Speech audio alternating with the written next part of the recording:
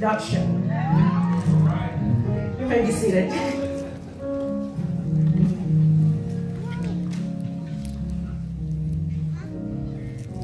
Happy Mother's Day to everyone here today. I am thrilled, honored, humbled to stand here today as a speaker. Bishop, thanks for the invitation. Statistically, there are 2 billion mothers in the world, 85.4 million in America. But I have a problem with that statistics because it looks like they took into consideration only women that birth children, biological mothers. Merriam-Webster dictionary defines a mom as a woman that births a child, but also as a woman that protects, cares, treats, and loves somebody like a mother. With that, I can tell you there are way more than 2 billion mothers in the world. Even in the Bible, as a matter of fact, Romans 16, verse 13, Paul described Rufus' mom as his mother. Before I continue, I would like you to turn to a mother next to you and say, Happy Mother's Day. Happy Mother's Day. Beautiful. Henry Ford once said, coming together is just the beginning. Keeping together like we're doing is progress, but working together is success. If you walk with me, I promise I will deliver. So I would like you all to rise. As you do so, I would like you to put your hands together in honor and acknowledgement to the mother of this church, Pastor Anita.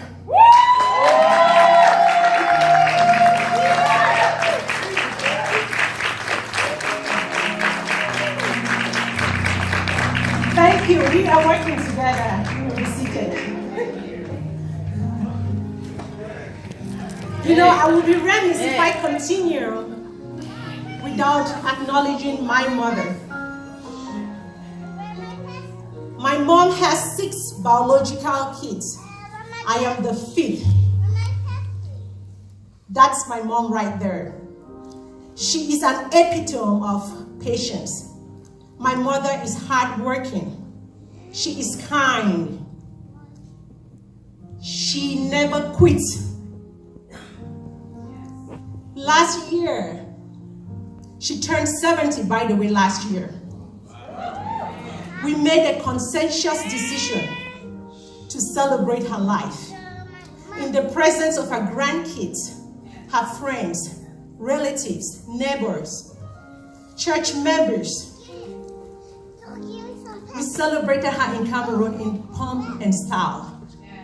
We just wanted to thank her for all the wonderful things she's done for us. Listen, it is important to celebrate people when they are alive, when they can hear you. A wise man once said, gratitude unexpressed means nothing to anybody. And I add, gratitude expressed at someone's grave is useless.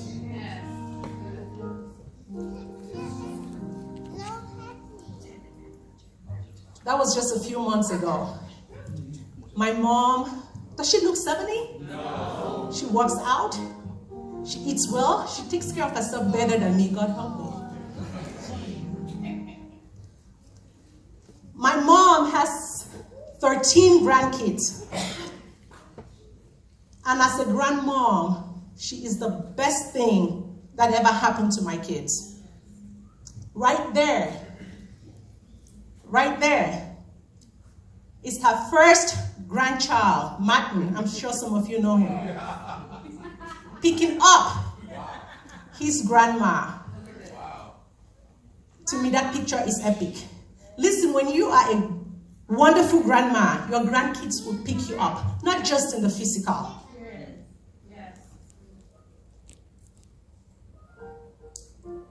I would like to also acknowledge my husband, seated right there. Very supportive man. We do everything together. I love being my husband's wife. He is a phenomenal father. And together, we have 3 biological kids, Hannah, Diale, and Abigail. And we also parent my nephew, the handsome young man there called Atran. Mothers, I know to be a mother requires a lot of sacrifice. But I tell you, without a modicum of doubt, if any of my kids ever go astray in the future, like my mother, I will not quit.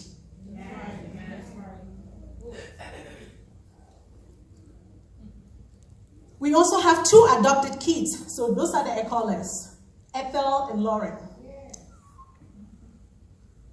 Reasons beyond our control, they are not with us here today. But on this day, I would just like to remember the mother of Ethel, the baby.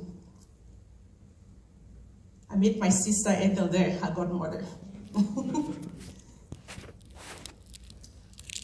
Ethel's mom has been deprived from a natural relationship with her own daughter.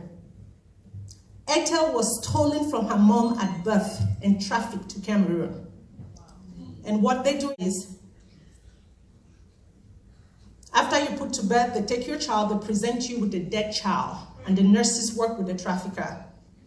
And so this lady was caught getting into Cameroon. They've not been able to locate Ethel's mom. She thinks that she has buried her own child. I just wanted to add that there. Relationships. That is Ethel.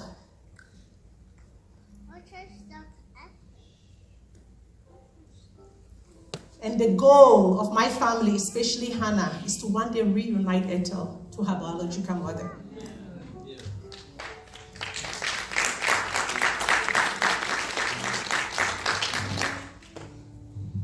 Relationships. That brings me to the topic of today.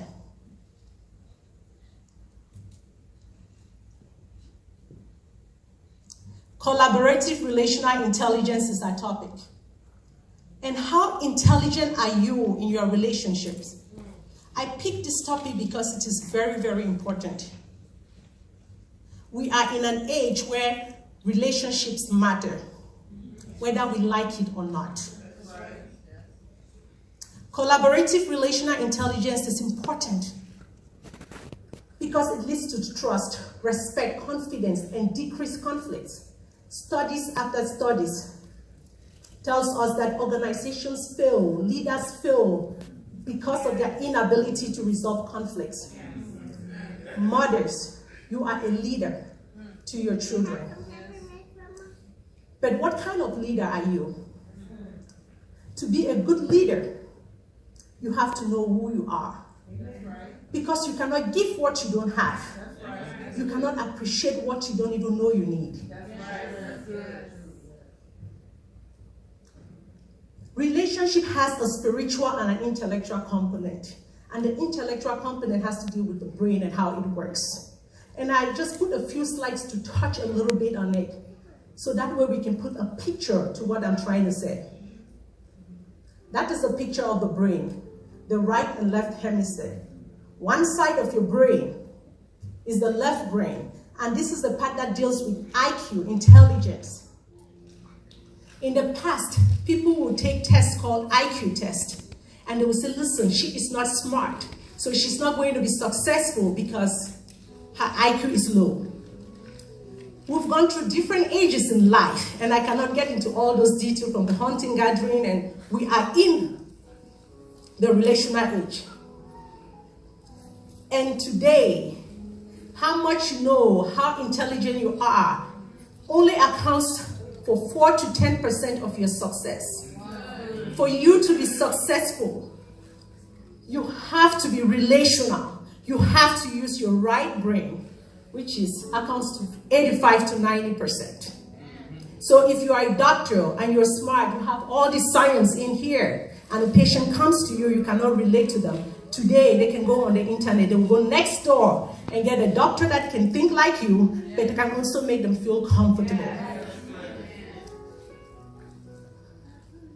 So if we are in this age and 85 to 90% of success accounts for that, do you want to afford not to know how to relate to others? So collaborative relational intelligence, which I'm not going to get into all of that. You can see the mulberry tree that represents wisdom. It's just tells you that, you know, you have to interact intentionally. You know yourself, understand others, gain that knowledge for effective communication, and the results will be a win-win encounter. And you see, the Bible says in Proverbs 4, wisdom is everything. And the core of collaborative relational intelligence is the double rhodium rule, and we're going to touch a little bit on that. We can talk about that needs a training course.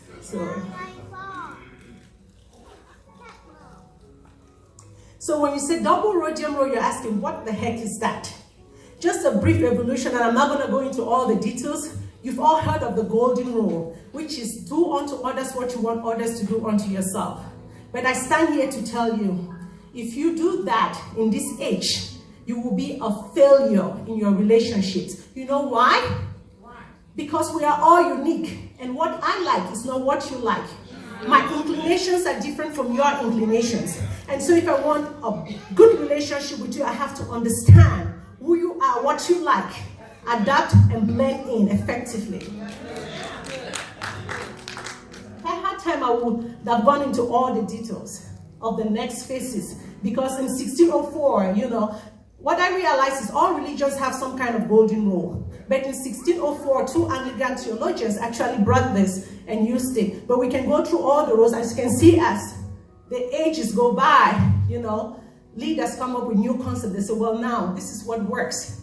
But let's dwell a little bit now on the double rhodium rule.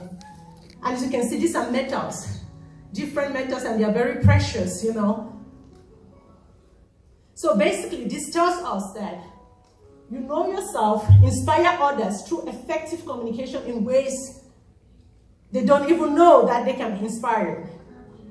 Basically, this is what it is. You are inspired in ways that you don't even know you can be inspired. But before you do that, you have to know who you are to be able to inspire somebody. And so I will use the double rhodium rule to talk a little bit. And before I even get there, I would say collaborative relational intelligence and double rhodium rule is a proprietary work of yours truly. Thank God for that. So William Madsen, that discovered the lie dictator test, did a series of research, which finally got to the discovery of the DISC personality assessment. And what this tells us is that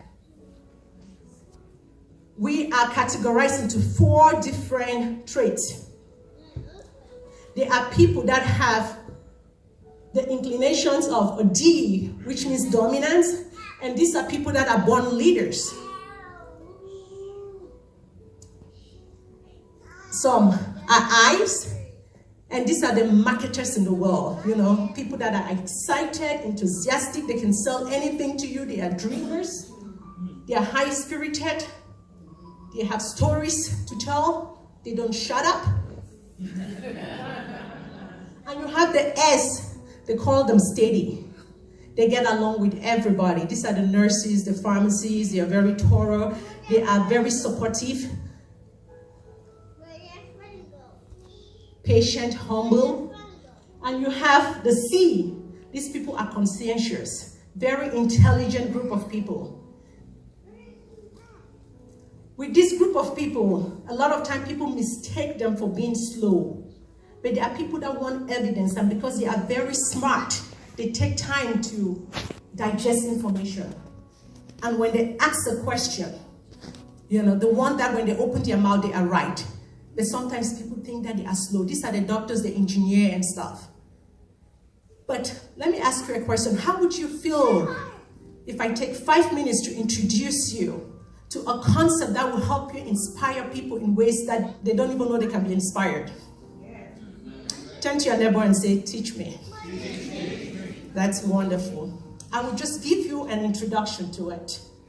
So D dominance, for example, my son, when he was young, we really didn't know the kind of person he was. 4 years old, we'll ask him to do something. He would tell my husband and I, you guys keep using me. You make me do work and you don't pay me. And you're coming from Africa, we're like, what? And then one day, even when he grew older, him and I realized somebody was moving my car from the driveway into the garage. And we realized it was my husband. He tapped me, he said, Mommy. He said, you're lucky. I said, why? He said, Daddy does all this work for you and you don't even pay him. And I thought, well, he's really young. And then one other time, they had just announced that there will be, this tornado warning. And 30 minutes later, we sat around the table to eat. My husband said, Diale, lead us in prayer. And his prayer was, oh Lord, I pray that this tornado that is about to come should not destroy my money in Daddy's room. But you see, as a D, they're thinking, what is there for me? We thought he was young, but we didn't realize that he was wired that way. But today, because we know that he's wired that way, we communicate with him differently. They like to be in charge. So in Diale, I will tell him, tell me what you want to do this week as a chore.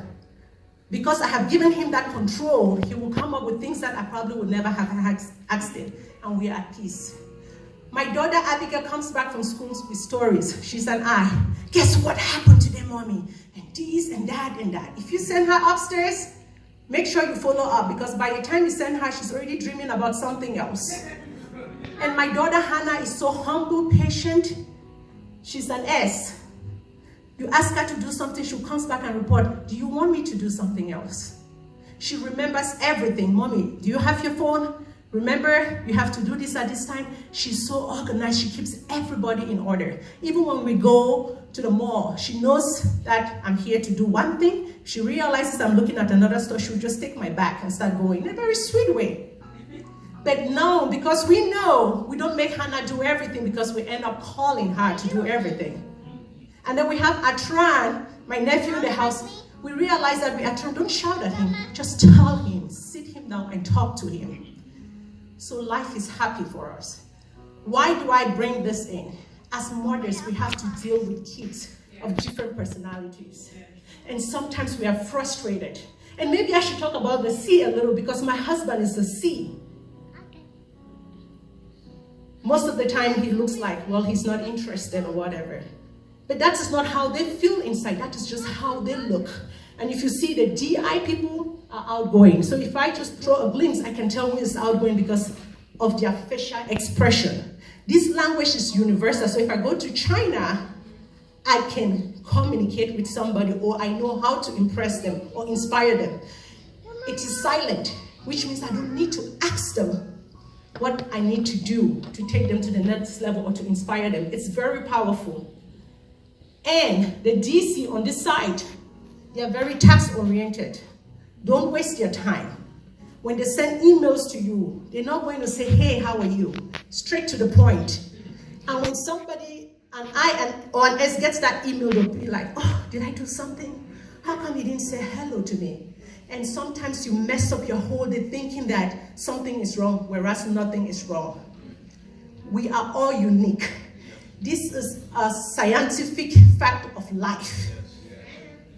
So mothers, when we start realizing and understanding that our children are unique, and sometimes A talks to you in a certain way, they're not trying to be rude. They are just wired that way. Even our God is a God of variety. Doing all these, Dr. Robert Rom reports that, and I agree, that Paul was a D.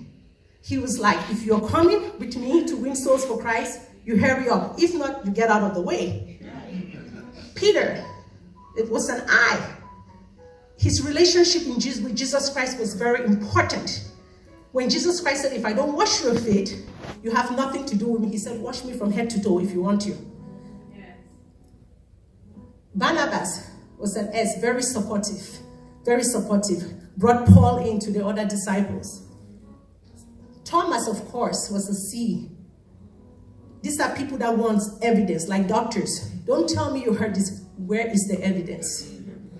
But you see, just because we are unique in our ways, we don't have to stay that way. 1 Corinthians chapter 9 tells us how Paul became everything to all men. By so doing, he won people to Christ. To the weak, he became weak, which means he didn't tell them, hurry up, or it's like this, it's like that. He softened his voice, you know. So what he did was he adapted and blended in. Mothers, how well do you know yourself? Now you see how important it is for us to understand who we are. Know our children. So that way, we can adapt to their personality, blend in and win them to us. And life becomes way much easier for us. And this slide basically just shows the graph. So you don't have to be one thing. You are top 2 or 3, but you can adapt to the others. Some people, it might be harder, but to some, it might be different. And it's funny because we have our president right there, D, right there, and that's like the top. Clinton, and these are just some popular people. But you can become all things to all men. It might be harder to adapt because you require a lot of energy and thinking and stuff like that. But I tell you, this is a concept that works from experience. When you prayerfully pursue this, your relationships with everybody, not just mothers to children, will be exceptional. I have testimonies after testimonies. Personal relationship and in my career. But today is not a day for that. So I already just talked about the benefit of the disc. So what I want to really dwell on today is touch on women that utilized this concept in one way in their lives. They became all things to all men, and by so doing created relationships that kept them in the center of their convictions, and at the end left indelible footprints in the sands of life. The first will be Ann Jarvis, the woman that started Mother's Day. We celebrate this day, but we don't even sometimes sit to think, how did it originate? Ann Jarvis wanted to bring people together to celebrate or to keep families just so they can be together as a family after the Civil War. But unfortunately, she never lived long to have her plan come to fruition. She had a great vision, but she died in 1905. Listen, your vision determines your destiny. She died, but her vision did not die, because her daughter, Anna Jarvis, continued the legacy that her mom left. And she was successful. The only reason she was successful was because she embarked on something valuable. For you to be successful, you have to touch on something valuable in life. She did all she could, cultivated different kinds of relationship. And in 1914, President Woodrow Wilson signed a proclamation acknowledging Mother's Day. And in 1934, F.D. Roosevelt stamped it and made it a holiday.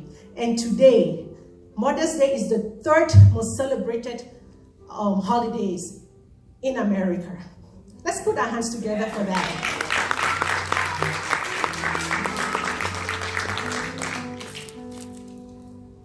The next woman is someone we all know or must have heard of, Mother Teresa.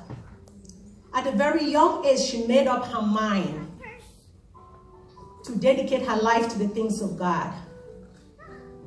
She became a nun. But at the age of 34, she had a call within a call. Remember, 38, not 18, not 28. Don't say it's too old to start at the age of 38.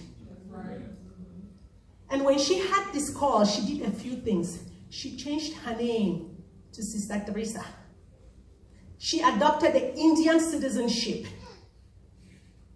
She learned the language. But the other thing she did was, Mother Teresa knew herself, And she knew that for her to embark on this new goal, which was to serve the poor, the sick, and the destitute, she needed some extra training.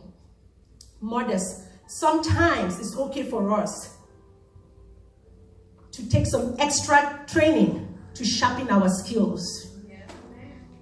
She learned how to provide basic medical care. And what she was doing, she was adapting and gaining the skills that she needed to be able to blend in with the people that she would be serving. She gave up everything. Mother Teresa, her first year at Snowdet was horrible. She had no money. She had no place to stay. She had no food. She begged for food. But guess what? Her conviction was greater than the hunger she felt.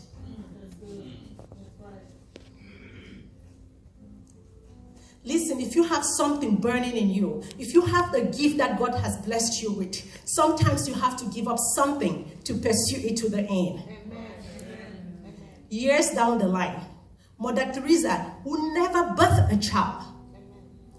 But because she showed love and protected and treated others as a mother. By the way, the Catholic Church made her a mother. But we that are not from the Catholic Church, we feel comfortable calling her a mother because it's a title that she earned. Amen. Listen, you don't have to birth a child to be a mother. Today is your day too. Amen. Well, let's touch in the Bible a little bit. The other woman that I really love in the Bible is the Shunammite woman. This is a woman that is described in the Bible as a notable, a prominent woman. This woman knew her purpose in life. She refused to allow the community to make mockery of her as a woman without a child. In fact, she stayed in the center of her purpose to the point where people in the community loved her for who she was, and they didn't even remember that she had a shortcoming. In those days, having a child was your social security, which means not having a child, it was like, woo. But I'm sure she was a mother to others because of how she treated them. The Bible says she took care of Prophet Elijah to the point when Elijah wanted to bless her, he asked her, what can I do for you? Listen, she never said, I want a child. She said, I'm good with the people in my community. Turn to the person next to you and ask, are you good with the people in your community? I didn't hear you. Because the only way you can get to that point is when you do the things that God calls you to do. She pursued her purpose in life. Listen, like Miles Monroe said, the greatest tragedy in life is not death, it's living life without your purpose. When you pursue your purpose and your convictions, your enemies will bow down to you. In fact, your purpose will outlive your enemies. Well, at the end, God blessed her with a child. But I just want to point out that the Shunammite woman knew that her condition was not her conclusion. So listen, mothers, I don't know what you're going through today. Just stay true to yourself and to your calling from God, because your current condition is not your conclusion. Amen. Amen. That's good. But the last woman I want to talk about is a woman that has inspired me for years now. A woman that went through tragedies after tragedies, but she did not allow the doom and gloom in her life to thwart the purpose God had for her. Her name is Fanny Crosby. She was born in New York. At the age of 6 weeks, she had some eye issue, and one of the fake doctors in the village put something in her eye that rendered her blind. Tragedy number 1. 6 months later, her father died. Number 2, I call it double jeopardy. So her mom had to go to work, and her grandma Eunice helped raise her. They say her grandma Eunice taught her the Bible and helped her memorize the Bible. Are there any grandmothers in the house? Listen to me. Dr. Charlie Sheen says, grandmothers are some of the world's greatest educators. And I agree, because my mom is one to my kids. Her grandma taught her the Bible and helped her memorize the Bible. She lived in a community where the teachers that were not exposed to blind kids, and so nobody could help her in school. The teachers didn't have the expertise, but guess what they did? They made her feel bad. They made it seem as if it was her fault. She was ridiculed, ostracized. It was bad.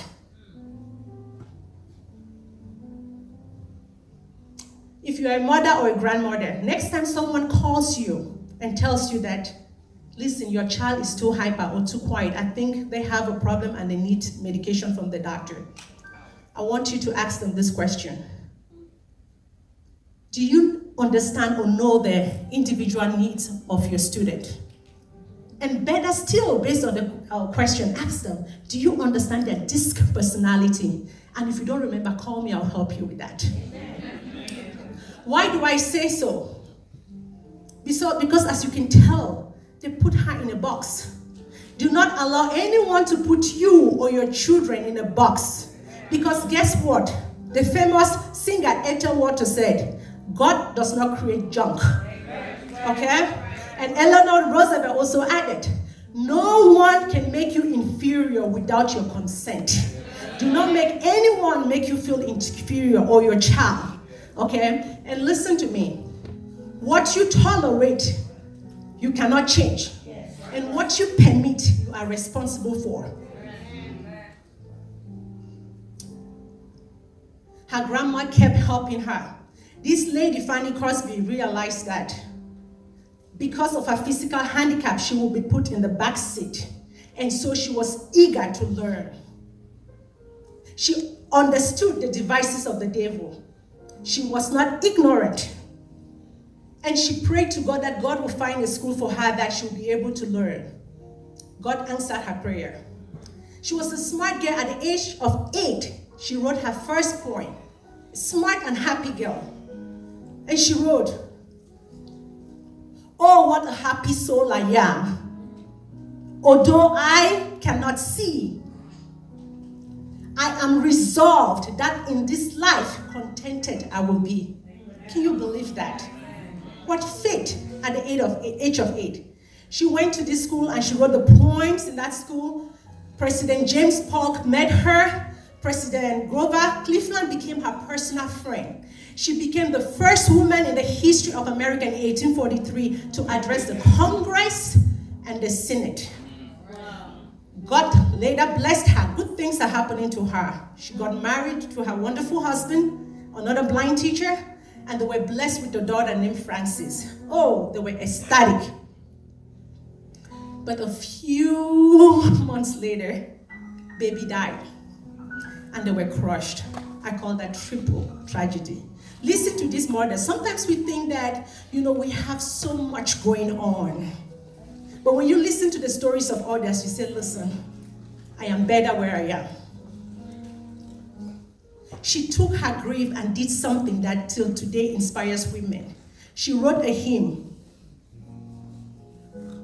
in honor of her daughter titled, Safe in the Arms of Jesus. They say till date, millions of women still listen to that hymn. It is like a healing balm to grieving women. She turned her tragedy into something that would inspire the world. When she was 60, she had another calling. 60 years. Why I stress on this is, you are not too old. She became a mission worker. And she did so much, and I don't want to go into details, but I'm hoping that you will take time to read about this phenomenal woman. By the time she died at the age of 95, she had written thousands of hymns, and today she's known as one of the most prolific hymn writers in the history of America with about 9,000 hymns. She wrote 1,000 poems. She brought about 1 million people to Christ through her hymns. Every time she writes a hymn, she will pray that God will use that hymn to bring somebody to Christ. This woman left indelible footprints in the sands of life. And all she did was, she never let things happen. She made things happen. She did not allow her circumstances to overcome her. She was an overcomer. And as I just wrap up, I would just like to tell you all something. We are all blessed. Women, men, children, with bundles of abilities. Research shows that our brains can store 100 trillion facts. Are you using your brains? 100 trillion facts. Our minds can process 15,000 decisions in a second. Did you know that? We are a bundle of abilities. Surround yourself, mothers, with people that can help you move forward. Because what cannot make you move forward will make you move backward. And what you continue to avoid, you will not be able to control. So my question is, what legacy do you want to leave for your children? Today is Mother's Day. It is okay to think about things like this. And what steps are you taking forward to make that happen?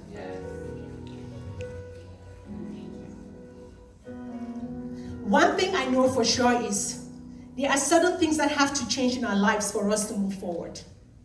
We have to be able to first identify and mute the voices of naysayers, time wasters. Identify people that always want to remind us of our negative past.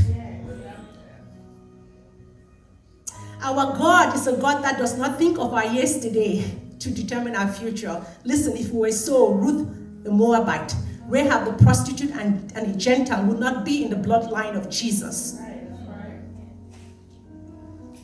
The other thing I would like to stress on is the fact that mark those who sacrifice their time for you. Because sacrifice of time is the greatest gift anyone can give you in this roller coaster society. 2 years ago, I was touched and moved with the kindness of Bishop right here. The day before my graduation, I bumped into him and I said, hello, and I said, Bishop, I'm graduating tomorrow and I'm having my second doctorate and I'd like you to, I just invited him the day before because, since then, we just used to come here as visitors. And he said, I'll see. Guess what? He showed up. Bishop was not just sitting there waiting for an invitation from me. He probably went back, canceled some appointments, put some things on hold, postponed some things. Even if he had to just rest, he gave all of that for me and he came there. I marked that and I put it in my heart. Bishop, from the bottom of my heart, I want to say thank you.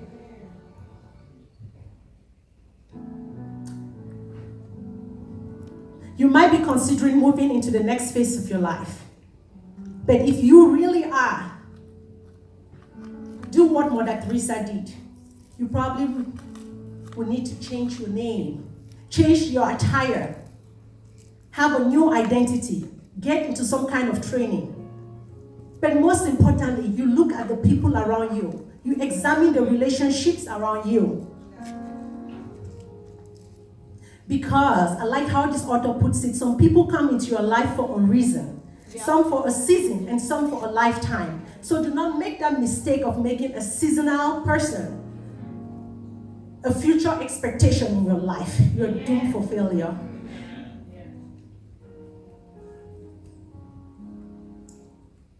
I ask that mothers and to everybody here that we strongly consider looking into the relationships around us. Some would like to maintain, some would like to let go, which is okay. But as we do so, because there is no way we can stay in the center of our conviction and leave indelible footprints in our life if we don't make some changes.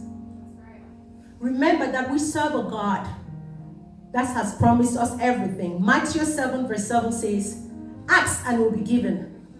Seek and you shall find. Knock and the door shall be opened. We serve a God that can overtake without running. Our God can fetch water in a basket to put the bucket to shame. He is the God of Mordecai. In one night, God recreated, planned, signed, and sealed his destiny. And in that same night, he was decorated twice. King Xerxes in the book of Esther could not go to sleep because the God of Mordecai was at work. Did you hear me? King Xerxes could not go to sleep because the God of Mordecai was alive. If he can do that for Mordecai, he can do that for you. So as you ponder on all this, I just want to encourage you and say that do so with smiles on your faces, jokes on your lips, and laughter in your heart. In Jesus' name. Amen. Thank you.